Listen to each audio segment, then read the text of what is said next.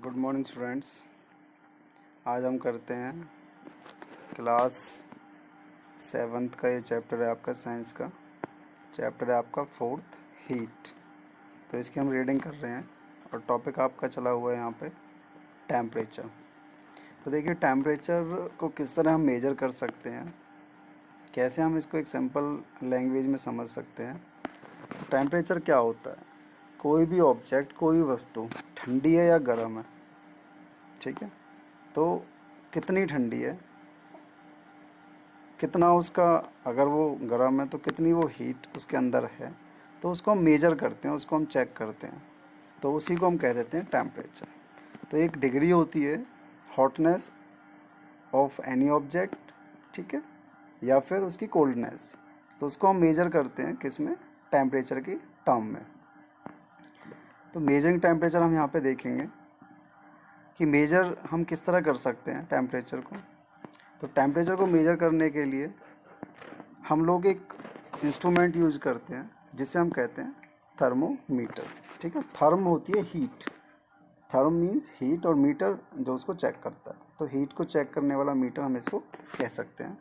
और आप लोग जब कभी भी बीमार हो जाते हो, डॉक्टर के पास जाते हो, तो डॉक्टर देता है ना एक इंस्ट्रूमेंट उसके पास होता है, जिसे वो सलाइन वाटर से साफ़ करके या तो आपके टंग के नीचे रखने के लिए कहता है, या आपको कहता है कि अपनी बगल में थोड़ी देर दबा के रखें। तो वो थर्मोमीटर ही होता है। Thermometer is a device use to find out how hot something is. कि इस थर्मोमीटर की मदद से हम ये पता कर पाते हैं कि कोई भी वस्तु कितनी हॉट है। In common use temperature is measured on the Celsius scale. अगर हम इसकी यूनिट की बात करें कि टेम्परेचर को किस यूनिट में मेजर कर रहे हैं, तो इसकी कुछ यूनिट यहाँ पे हम डिस्क्राइब करेंगे। तो पहली यूनिट यहाँ पे है, पहला स्केल यहाँ पे सेल्सियस स्केल, जिसको कि हम डिग्री सेल्सियस कहते हैं, ठीक है, सेल्सियस स्केल को। On the this scale the temperature at which pure water freezes is taken at 0 degree Celsius. इस रेंज में 0 डिग्री सेल्सियस हम उस टेम्परेचर को कहते हैं जब आपका वाटर फ्रीज कर जाता है, मीन्स जब वो आइस में कन्वर्ट हो जाता है। दिस इज कॉल्ड, और इसको हम कहते हैं लोअर फिक्स्ड पॉइंट, ठीक है। जिस टेम्परेचर पे आइस बन रही है उसे हम 0 डिग्री सेल्सियस कह रहे हैं, और इसे हम लोअर फिक्स पॉइंट भी कह देते हैं। और एक ऐसा टेम्परेचर होता है जिस पर कि प्योर जो वाटर है वो बॉयल करता है, वो उबलना शुरू हो जाता है, और वो टेम्परेचर आपका होता है 100 डिग्री सेल्सियस, और इसको हम कहते हैं अपर फिक्स्ड पॉइंट, ठीक है। 0 डिग्री को लोअर फिक्स पॉइंट और 100 डिग्री सेल्सियस को अपर फिक्स पॉइंट हम कहते हैं। और जो ये लोअर फिक्स पॉइंट और अपर फिक्स पॉइंट है, इनको हम सी लेवल पे देखते हैं, ठीक है। सी लेवल पे मतलब जो प्रेशर सी लेवल पे एटमॉस्फेयर का होता है, उसी प्रेशर पे हम इसे चेक करते हैं, तब हम इन वैल्यूज़ को कैलकुलेट कर पाते हैं। इसके अलावा और भी दो स्केल होते हैं जिनसे हम अपने टेम्परेचर को मेजर कर सकते हैं, चेक कर सकते हैं। एक है आपका फ़ारेनहाइट स्केल, ठीक है, और एक है आपका केल्विन स्केल। तो जनरली जो हम यूज़ करते हैं वो केल्विन स्केल हम यूज़ करते हैं, ठीक है। वो हम देखेंगे किस प्रकार ये आपस में इंटर रिलेटेड होते हैं, किसे हम इसे जो मेजर करेंगे, किस पर्टिकुलर स्केल का हम कहाँ पे यूज़ करेंगे, वो हम नेक्स्ट देखने जा रहे हैं। यहाँ पे आप डायग्राम में देख सकते हो कि आपको एक थर्मोमीटर दिखाया हुआ है, फ़ारेनहाइट वाला, एक सेल्सियस वाला और एक केल्विन वाला। ये आप देख सकते हैं। तो देखिए यहाँ पे जो 0 डिग्री सेल्सियस की बात करते हैं, तो 0 degree Celsius same as 273 Kelvin, means एक ही यूनिट है। अगर टेम्परेचर को आप देखेंगे तो जितना 0 डिग्री सेल्सियस टेम्परेचर है, अगर उसको केल्विन में कन्वर्ट करें तो वो 273 केल्विन वैल्यू बनती है। ऐसे ही अगर हम इसको कन्वर्ट करें फ़ारेनहाइट में, तो ये 32 डिग्री फ़ारेनहाइट बनता है।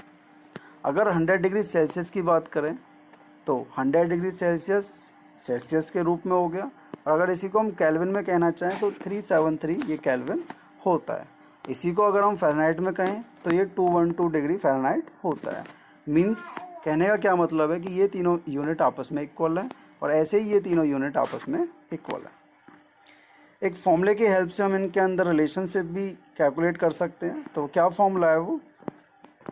फॉर्मूला देखिए यहाँ पे दिया हुआ है, degree Celsius upon 100 equal degree Fahrenheit minus 32 upon 180 equal K minus 273 upon 100।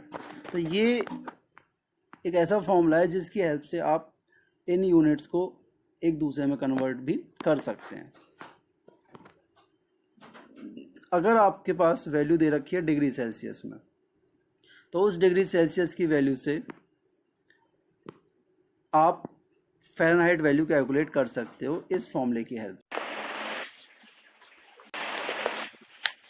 देखिए हम यहाँ पे एक फॉर्मूला एक्सप्लेन कर रहे थे जिसमें कि एक रिलेशन दिया हुआ है डिग्री सेल्सियस, फ़ारेनहाइट और केल्विन में। तो आपने फॉर्मूला देखा, फॉर्मूला था आपका डिग्री सेल्सियस अपॉन 100 इक्वल है डिग्री फ़ारेनहाइट माइनस 32 अपॉन 180। ये हम यहाँ पे इसको सॉल्व करते हैं। तो देखिए सपोज करिए कि आपने यहाँ पे डिग्री सेल्सियस की वैल्यू 0 मान ली है। तो आपको जो वैल्यू निकालनी है डिग्री सेल्सियस की वो क्या है? 0। तो इस वैल्यू को यहाँ पे पुट कर दीजिए। तो जब मैं इस वैल्यू को यहाँ पे पुट करता हूँ तो मुझे क्या मिलता है? मुझे मिलता है 0 upon 100 equal Fahrenheit minus 32 upon 180। यहाँ मैं क्रॉस मल्टीप्लाई करूँगा तो ये टर्म हमारी 0 हो जाएगी। तो अल्टीमेटली मेरे पास क्या आएगा? मेरे पास आएगा 100 डिग्री फ़ारेनहाइट माइनस 32 100, क्योंकि मैं इनकी क्रॉस मल्टीप्लाई करूंगा, इक्वल 0। तो लास्ट मेरे पास टर्म्स क्या आ जाती है? 100 डिग्री फ़ारेनहाइट माइनस 32 100 इक्वल 0। अब मैं क्या करूंगा? इस 32 100 को इक्वल से दूसरी तरफ लेके जाऊंगा तो मुझे क्या मिलेगा? मुझे मिलेगा 100 डिग्री फ़ारेनहाइट इक्वल 32। ठीक है। तो जब आप यहाँ पे डिग्री फ़ारेनहाइट की वैल्यू निकालोगे, 20 से ये 20 कैंसिल हो जाएंगी, तो अल्टीमेटली आपकी वैल्यू आ जाएगी 32। और ये किसके इक्वल था? ये था 0 डिग्री सेल्सियस के। तो इस तरह से हम इसमें रिलेशन निकाल सकते हैं। ऐसी एक फॉर्मूला है जिसमें डिग्री सेल्सियस और केल्विन में हम रिलेशन निकाल के देखना चाहते हैं। तो आपके पास फॉर्मूला था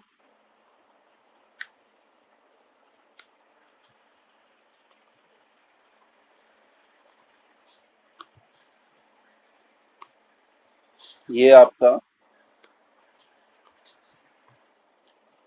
डिग्री सेल्सियस अपॉन 100 इक्वल होता है K माइनस 273 अपॉन 100। तो सपोज करिए आपको वैल्यू निकालनी है 10 डिग्री सेल्सियस की। ठीक है, किसमें? केल्विन में। ये आपको यहाँ पे फाइंड आउट करना है। तो देखिए केल्विन की जगह पे 10 वैल्यू हम पुट करते हैं तो क्या आएगा?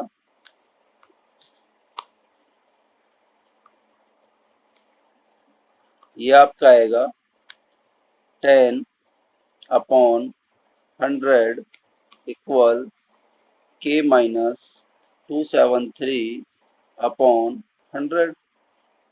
देखिए इस 100 से इस 100 को हमने डिवाइड कर दिया। अब आपके सामने क्या रह गया? K माइनस 273 और इक्वल 10। अब जब आप K की वैल्यू निकालेंगे तो इस जो माइनस का 273 है इसको आप इक्वल से दूसरी तरफ लेके जाएंगे तो ये प्लस का हो जाएगा और 10 की वैल्यू इसमें प्लस हो जाएगी। तो आपका आंसर आ जाएगा 283। तो ये कितने केल्विन के इक्वल है? ये हैं आपके 10 डिग्री सेल्सियस के इक्वल केल्विन 283। तो इस तरह से आप इनमें फाइंड आउट रिलेशन कर सकते हैं। नेक्स्ट आपका यहाँ पे आ जाता है क्लिनिकल थर्मोमीटर। देखिए क्लिनिकल थर्मोमीटर क्या है? जो क्लिनिक में यूज होता है, जो मेडिकल लाइन में यूज होता है। ठीक है, जिससे हम बॉडी टेम्परेचर मेजर करते हैं। Clinical thermometer is use to measure our body temperature. ठीक है, इसका यूज अपनी बॉडी के टेम्परेचर को मेजर करने में किया जाता है। The scale of temperature ranges from 35 degree Celsius to 42 degree Celsius. इसकी जो रेंज वेरी करती है, मीन्स जितनी रेंज में ये काम कर सकता है वो 35 डिग्री से लेके 42 डिग्री सेल्सियस तक होता है। और अगर इसको फ़ारेनहाइट की फॉर्म में बात करें तो 94 डिग्री फ़ारेनहाइट से 108 डिग्री फ़ारेनहाइट तक ये वर्क करता है। The temperature of human body always remains within this range। और इंसान की बॉडी का टेम्परेचर हमेशा इसी रेंज में रहता है, तो इसी को देखते हुए इन्हें बनाया गया है। A clinical thermometer has a long, narrow, thin glass tube। देखो इसमें एक लंबी, नैरो, पतली, थिन ग्लास ट्यूब होती है, आप डायग्राम में देख सकते हैं। Long, narrow, thin glass tube with A bulb. एक बल्ब होता है इसके एक एंड पे, ठीक है।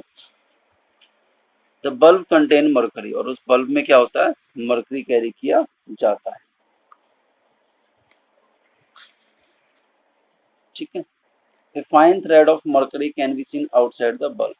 तो एक थोड़ा सा फाइन थ्रेड, एक धागे के रूप में जो मरकरी है वो आप बल्ब के अंदर देख सकते हैं। यहाँ पे आप इसको देख सकते हैं।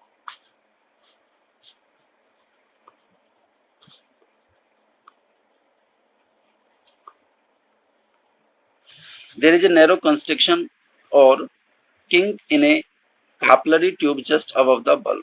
और यहाँ पे क्या होता है, एक कंस्ट्रक्शन, मतलब आप कंस्ट्रक्शन कह सकते हैं कि जहाँ पे थोड़ा सा मुड़ाव हो रहा हो, ठीक है। एक ऐसा नैरो कंस्ट्रक्शन साइट होती है यहाँ पे कैपिलरी ट्यूब में, अबव द बल्ब, सिर्फ बल्ब के जस्ट ऊपर ये पाया जाता है, ठीक है। जहाँ पे बल्ब आपका है इससे जस्ट ऊपर, आप डायग्राम में भी देख सकते हैं, ये आपका यहाँ पे। When the mercury expand, जैसे ही मरकरी एक्सपेंड करती है, मीन्स ऊपर की ओर बढ़ती है, it pushes through the construction, तो एक कंस्ट्रक्शन में आगे की ओर बढ़ती जाती है। When it is taken out of the patient mouth, लेकिन जब इसको हम पेशेंट के माउथ से बाहर लेते हैं, mercury does not go back to bulb, तो मरकरी एकदम से बल्ब में नहीं जाती इस कंस्ट्रक्शन की वजह से।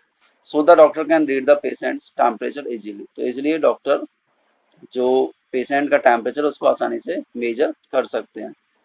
The mercury can be brought back into the bulb by giving it a jerk after the thermometer has been read।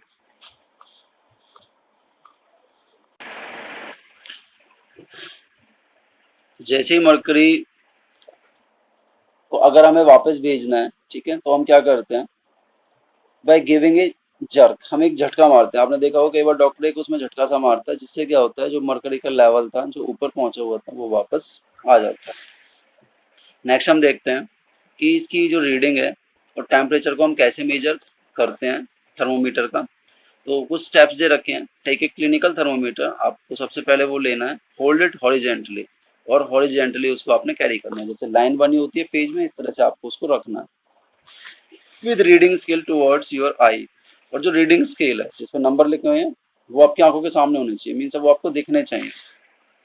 Do not hold the thermometer from the bulb, आपको बल्ब से thermometer को कभी भी नहीं पकड़ना है। Rotate the thermometer slightly clockwise and anti clockwise, थोड़ा सा आपको उसको रोटेट करना है, क्लॉकवाइज घड़ी की दिशा में और एंटी क्लॉकवाइज घड़ी की विपरीत दिशा में। By doing this you will see A shiny thin silvery thread. ऐसा करने से क्या होगा, आप एक चमकीला सा वहां पे सिल्वरी थ्रेड